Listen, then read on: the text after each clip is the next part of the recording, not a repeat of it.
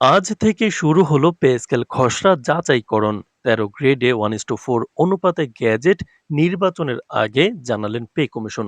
তো দর্শক, নবম পে স্কেলের আজকের সবচেয়ে বড় নিউজটি শেষ পর্যন্ত দেখুন এবং শুরুতেই আপনি আমাদের চ্যানেল নতুন সদস্য হয়ে থাকলে চ্যানেলটি সাবস্ক্রাইব করে রাখুন। পরবর্তীতে নবম পে স্কেলের সকল আপডেট সবার আগে আপনার কাছে পৌঁছে দিব। তো দর্শক, আজ থেকে আনুষ্ঠানিকভাবে শুরু হয়েছে নতুন পে স্কেলের খসড়া যাচাই বাছাই কার্যক্রম, যা দেশের সরকারি কর্মচারীদের দীর্ঘদিনের প্রত্যাশা ও দাবির প্রেক্ষাপটে একটি অত্যন্ত গুরুত্বপূর্ণ অগ্রগতি হিসেবে বিবেচিত হচ্ছে। পে কমিশনের তত্ত্বাবধানে এবং সরকারের উচ্চ পর্যায়ের নির্দেশনায় এই যাচাই প্রক্রিয়া শুরু হওয়ায় প্রশাসনের সর্বস্তরে নতুন করে আলোচনা ও আগ্রহ সৃষ্টি হয়েছে।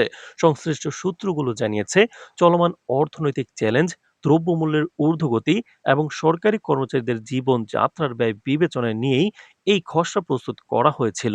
আর এখন সেই খসড়ার প্রতিটি ধারা গভীরভাবে পর্যালোচনা করা হচ্ছে। খসড়া যাচাইয়ের অন্যতম কেন্দ্রবিন্দু হচ্ছে প্রস্তাবিত ১৩ গ্রেড ভিত্তিক বেতন কাঠামো। বিদ্যমান বেতন কাঠামোর তুলনায় এই নতুন গ্রেড বিন্যাসকে আরও বাস্তবসম্মত ও যুগোপযোগী করার লক্ষ্যেই পে কমিশন কাজ করছে বলে জানা গেছে।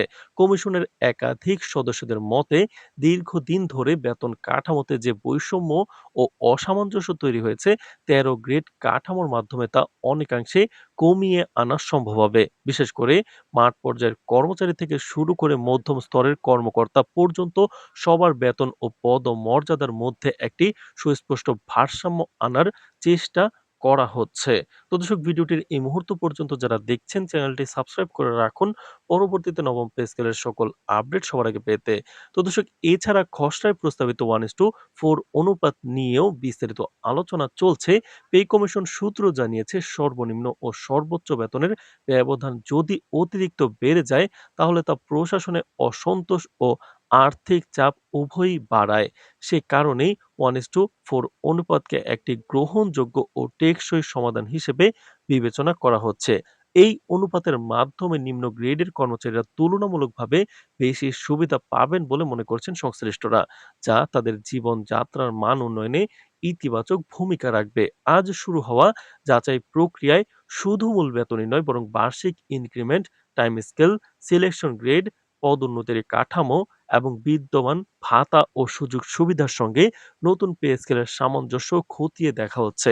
পে কমিশনের পক্ষ থেকে জানানো হয়েছে, খসড়ার কোনো অংশ যদি বাস্তবতার সঙ্গে সাংঘর্ষিক মনে হয়, তা ভবিষ্যতে প্রশাসনিক জটিলতা সৃষ্টি করতে পারে। তাহলে সেখানে প্রয়োজনীয় সংশোধন আনা হবে।